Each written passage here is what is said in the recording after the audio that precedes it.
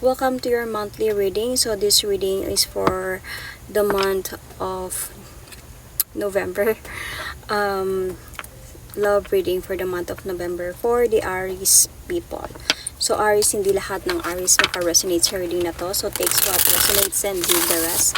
Cross watchers, pwedeng kayo at hindi sila Aries sign. So put yourself in a situation kung saan kayo naka-resonate. So Aries, if hindi kayo naka-resonate sa reading na to, please do check your other placements, Sun, Moon, Rising, Venus, dahil pwedeng doon kayo makaresonate at hindi dito.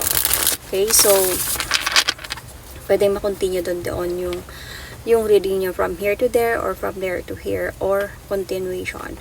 So yun, let's start Aries. Ano yung pwedeng mangyari this month of November. Titignan muna natin ano yung nangyayari ngayon. Okay, then titignan natin kung ano yung nangyayari. Ano yung pwedeng mangyari this month of November or in the future. So, Aries, let's start. We're going to pull oracle cards. So, ano yung mga nangyayari or ano yung nangyayari ngayon sa inyong Aries people. Party, having fun. So, party, having fun. Let's see more. I have 4 oracle cards bago tayo bubunot ng cards.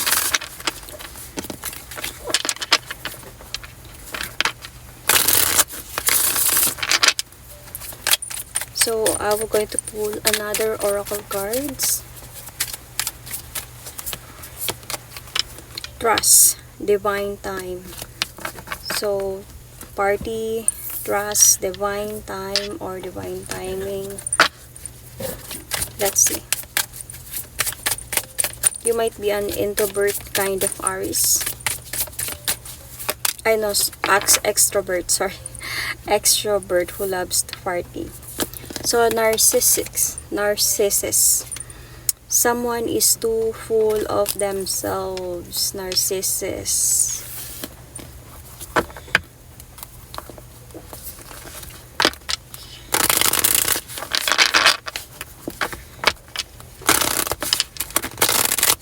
This could be you Aries. Cross-watchers, okay? Cross-watchers, pwedeng kayo to at hindi sila Aries. Cross-watchers, pwedeng reading nyo to at hindi kay Aries. So, have faith. The angels are working behind the scene to make this relationship flourish. So, this is what is happening right now. Honestly, nasa point na parang I felt you are dealing with a narcissistic person.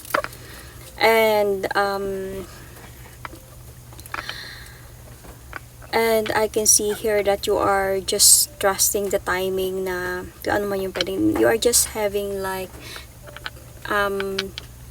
nagtitiwala ka na lang na may magbabago, something ganyan, mag-work din to, maayos din to. You might have been dealing with someone who loves to go out, someone who loves to do some parties or anything. Parang someone na easy-go-lucky. Might be this is for the cross-watchers, okay? At hindi sa Aries. So, tignan natin.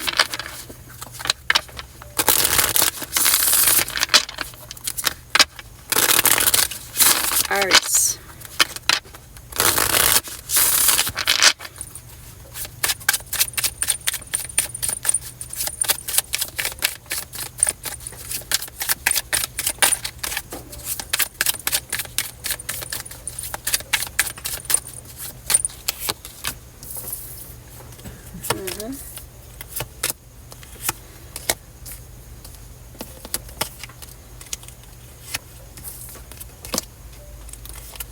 Oh, Aries, you are in a toxic relationship with the narcissistic person kasi nandito din yung manipulator na the devil card.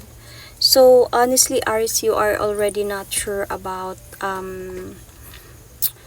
the possibilities na pwedeng mangyari sa relationship ninyo. Parang hindi ka na sure kung magkakaroon pa ba to ng something, mapupunta pa ba to somewhere. You are in pain right now. Sobra kang nasasaktan sa mga nangyayari ngayon. the Ten of Swords, you felt betrayed by this person, and I think that you just really wanted to see. I told you, you might be dealing with someone very easy-go-lucky person. This is someone who is holding mic, and meron pa tayong party dito sa oracle card. So this person is very easy-go-lucky, wishy-washy, just parang hindi siya committed na tao. Parang siya yung tao na kumbaga sa normal thing na mahilig pumunta everywhere, mahilig makipag-inuman ba, mahilig sa mga friends, you know. Siya yung taong ganito. And hindi siya ganun ka-totally na nag-iisip about family or commitment. If you're in a relationship with this person, you are just really in a relationship, but he or she is not thinking about what will happen in the future, anong pwedeng gawin natin sa future natin, ganun. So, with the Devil card, this person is also very much manipulative na tao. Kumbaga, meron siyang shadow sa kanya. So, toxic yung relationship na meron kayong dalawa sa totoo lang. And, nandun ka pa din sa point na you are still hoping na may pagbabago na mangyayari dito sa taong ito. Wait lang. You are hoping na may pagbabago na mangyayari sa taong ito. With the Queen of Cups, you really love this person. Sobrang mahal mo siya. And, gusto mo talaga na maging, kumbaga, gusto mo magbago siya because of you, magbago siya and ma-realize na ayusin ko na yung relationship natin, magbabago na ako. You always keep on motivating this person, or you always keep on talking to this person, pero umaasa ka pa rin, having faith. Okay, the angels are working behind the scene to make this relationship flourish. So, honestly, nasa point ka na gusto mo nang give up. Gusto mo nang mag-move on. Gusto mo na lang maging single. Itong person natin, hindi naman siya ganun ka-worse. You know, with the King of Wands, this person is very passionate. Kaya hindi mo siya mabitawan kasi sobrang sweet niya. Sobrang, kumbaga, hindi mo maiisip na iwanan siya. Kasi meron din siyang pagka-narcissistic dito eh. And kahit naglalay siya or nang babae ba siya, parang hindi mo din siya mabitawan. Kasi pagdating sa kanya, pagdating sa inyong dalawa, this person treated you well. Kahit papano. Pero, treated you well in a way na physical could be, pero emotional, nasasaktan ka. So, siguro sinasabi dito ng oracle card na have faith is might be, meron pa naman ako nakitang new beginning. Could be, may pagbabago pa siguro mangyayari dito. Meron pa talagang magagandang changes or magandang changes na mangyayari dito. Feeling ko, andun ka sa point na should I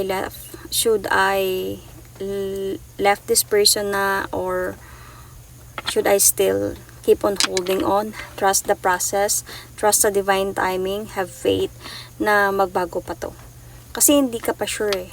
Hindi ka sure sa mga pwedeng mangyari dito. Pero meron kasi ako nakitang pwedeng magbago pa. Mahal ka naman niya. It's just that ganito siguro talaga siya.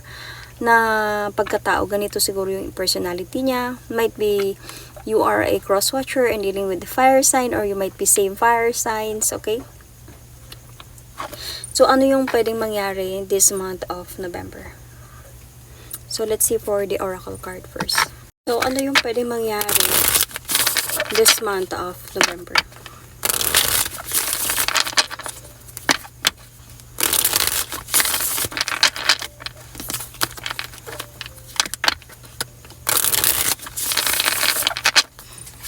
Let's see for the tarot oracle card first.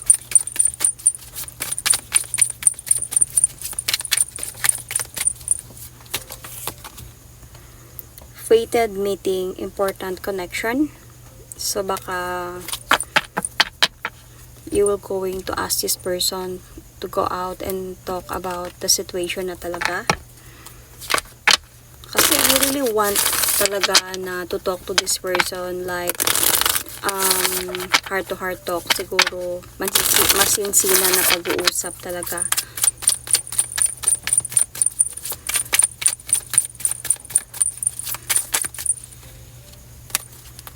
That's a lot.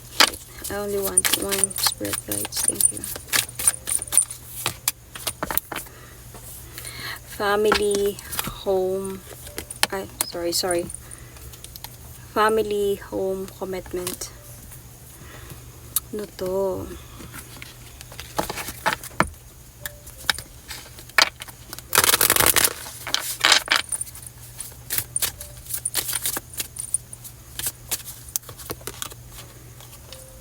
Love spell. You've been bewitched.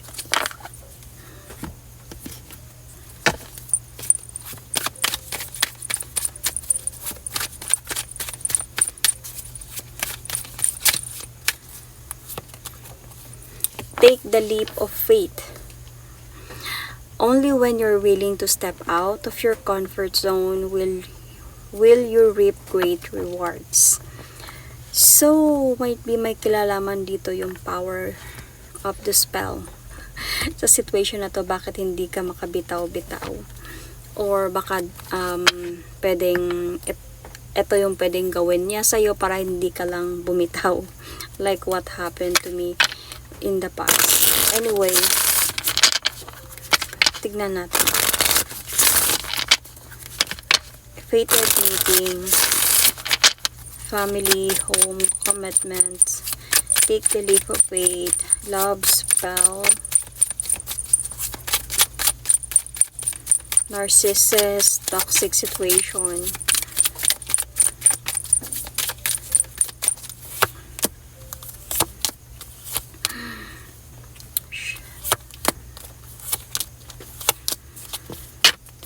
Okay.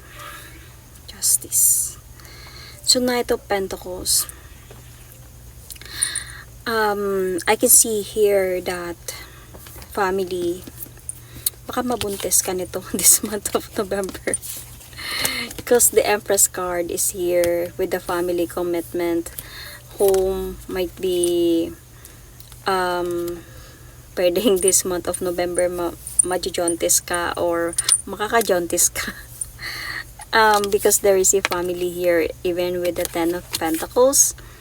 So, might be this person going to promise you something na magbago na ako kasi nandito yung Knight of Pentacles. So, parang gusto na ng person mo siguro na ayusin ang lahat. Baguhin ko na to. I will work for this. So, ayusin ko na hindi na ako magiging katulad nung dati. Ayusin ko na tong connection na to, siguro dahil siguro baka this November some of you, okay, not for everyone, but this is for only some na pwedeng mabuntes and then ma-realize niya na kailangan ko nang ayusin ang lahat, okay. But then nakikita ko pa rin kasi dito na meron pa din ako nakikitang argument. So kasi once ikaw na ganito or once yung person mo na ganito na talaga, yung personality, hindi na yan magbabago. So, meron pa din ako nakitang arguments, you know. Meron pa din ako nakita ditong mga pagtatalo. Pero meron din naman ako nakita ditong happiness and even victory. So, ito na siguro yung sinasabi dito ng have faith. Like the angels are working behind the scene to make this relationship flourish. So, might be andun ka sa point na take the leap of faith or take a leap of faith. Nakadepende sa'yo. If you were willing to step out, kung gusto mong mag-step out sa comfort zone mo, then you will reap rewards. So, might be nandito sa point na you choose to stay because you love this person. Okay? And, the thing here is, okay, this might be the guidance for you, Aries people, or Aries cross-watchers, okay? Pwede kasing sinasabi na dito ng oracle card na only when you're willing to step out of your comfort zone, will you reap great rewards. Pero dahil sobra mong mahal itong person na to, there is a possibility na you will stay. You will trust this person, you will trust the process, you will going to have faith na magbago siya. So, there is a possibility na mabubuntis ka. You will not going to go out from this comfort zone. You will going to stay with this person. And, merong pwedeng mangyari, like what I said earlier. This is already your guidance. Kung hindi ka mag-isip ng maayos, if you will stay and you will going to have a family with this person, there is a possibility na magiging happy naman kayo. May victory naman ako nakita dito. Pero, saglit lang siya. Kasi meron pa rin ako nakikitang third party could be my option, other options still. Imbalance connection.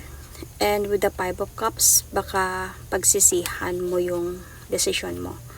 So, this person, yes, this person could love you. So, siguro, meron din siyang ginawang something na para hindi ka umalis dahil mahal ka talaga ng taong ito. Might be, I don't think this is ganun ka dark. Might be light lang to. Dahil mahal ka niya. Dahil ayaw kanyang umalis, dahil alam niyang aalis ka if ever na ma-realize mo lahat, if ever hindi siya gumamit ng ganito, ma-realize mo yung mga bagay-bagay na malito, hindi tama to, dapat alis ako dito. So, ginawa niya yun sa'yo. May love spell, siguro something. And, because of this, pwedeng mapagsisihan mo yung mga desisyon mo. And, magkakaroon dito ng masasaktan ka with the 3 of Swords. Maguguluhan ka, masasaktan ka, and mapapagod ka pa rin sa kakahintay kung kailan siya magbabago. Meaning, pwede siya magbago for a while. Dahil siguro nabuntis ka. Example, mabubuntis ka. So, pwedeng magbago siya for a while because of that. Pero parang babalik pa din siya eh. Magkakaroon pa din ng a lot of judgment pag mabigat na situation, okay? Even really pagsisisi ang nakita ko dito. So, you really need to take care. You really need, if nasa situation kayo ng ganito, please think about it bago nyo sundan yung nararamdaman nyo. Okay? Bago nyo sundin yung nararamdaman nyo. If nasa situation kayo na ganito, you are dealing with narcissist person, parang feeling nyo palagi na lang wala, parang feeling nyo palagi na lang siyang hindi nakafocus sa relationship ninyo, tapos pag kayo na magkasama, parang feeling mo na sobra siyang in love sa'yo, na ayaw kanyang bitawan, pero parang feeling mo bakit ayaw niya kong bitawan, sinasabi niya mahal niya ako, pero hindi ko siya nararamdaman. Hindi ko nakikita yung pagiging committed niya, hindi ko nakikita na may plano siya sa amin, pero ayaw niya ako mawala. So, there is something about manipulation, okay, manipulate ka ng person na to. So, kahit kinakausap mo na siya, parang hindi pa din siya nakikinig sa'yo. So, parang paulit-ulit lang yung mga nangyayari, nasasaktan ka, pero dahil sa sobra mo siyang mahal, tinatanggap mo siya at naghihintay ka na magbago siya dahil yun naman yung sinasabi niya sa'yo, pero bakit parang walang nangyayari? So, really do think before ka mag-decide na to choose this person, to have a family with this person. With this fated meeting, kailangan talaga importante na pag-usapan nyo muna, okay? Or kausapin mo muna siya ng masinsinan and obserbahan mo muna siya ng sobra. Pero, ang problema dito, paano pag itong love spell na to, naggawa niya sa'yo. So, really do take care of para hindi kayo ma-spell. Okay, para hindi kayo matalab ng spell. Sometimes, magkailangan ng mga pangontra. Totoo yan. Minsan kasi, nahuhulog talaga tayo sa mga spells. Pero, ang nakikita ko naman dito sa spells na to is a light spells. I'm hoping not dark spell. Kailangan lang talaga na to observe this person as well. And pwede naman maano yung spell na ikaw mismo. Example na light spell lang yung nilagay sa'yo. Pwede mo siyang, kumbaga, pwede siyang mawala. Okay? Pwede siyang mawala. Basta, next time, you just really need to take care. Ang problema kasi dito, paano pag malakas yung nilagay? You've been bewitched kasi. So, ibig sabihin, may ginawa siya sa'yo or may pinagawa siya sa iba para sa'yo. Okay? Para hindi ka mawala sa kanya. Para hindi ka na lalayo sa kanya. And para kahit anong gawin niya, nandyan ka pa din. Para hindi ka na umalis. So, if wala ka pa sa sitwasyon na ganito, kumbaga yung mind mo is clear pa about sa consciousness mo, kumbaga hindi ka pa blind sa pagmamahal nitong person na to. If nasa point pa na sa utak mo na nagtatanong ka pa na ginayuma kaya niya ako, parang hindi pa yon, wala pa yon. Okay, pag nagayuma ka na kasi hindi mo na maisip na nagayuma kaya ako, hindi mo na matanong yun sa sarili mo kasi susundin mo na lang kung ano yung gusto niyang mangyari. Hindi mo na maisip yun kasi gayuma yun, alangan iisipin mo pa yun. Syempre isa na yun sa power na matatanggal yun. Kumbaga susundin mo na lang kung ano yung sasabihin niya. Mamahalin mo na lang siya ng todo. Ayaw mo na lang mawala siya sa tabi mo, ayaw mo mawala sa paningin mo. Hindi mo na iisipin na tanungin sa sarili mo na ginayuma kaya ako. No. Okay, pag nasa point pa kayo, nakakapagtanong pa kayo, ay nasa sitwasyon kayo ng ganito, really do take care of this person. Ingat sa taong ito. Okay,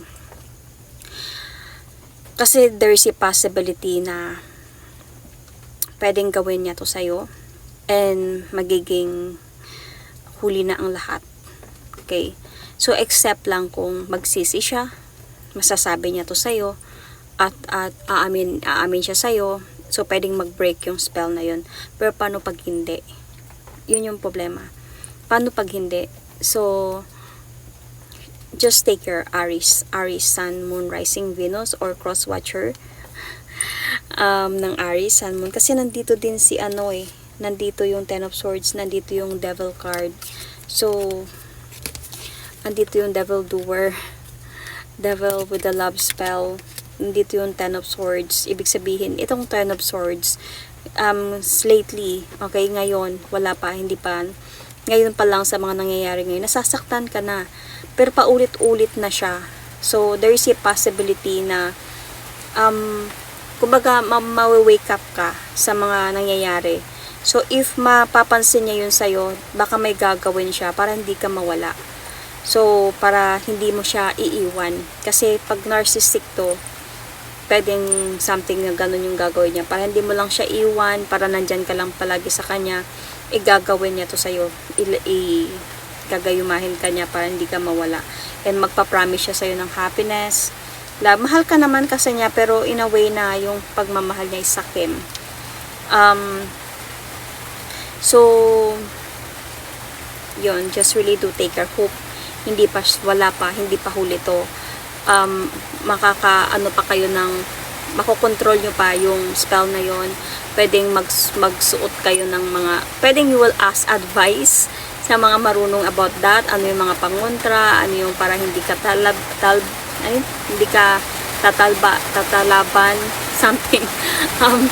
So, yun.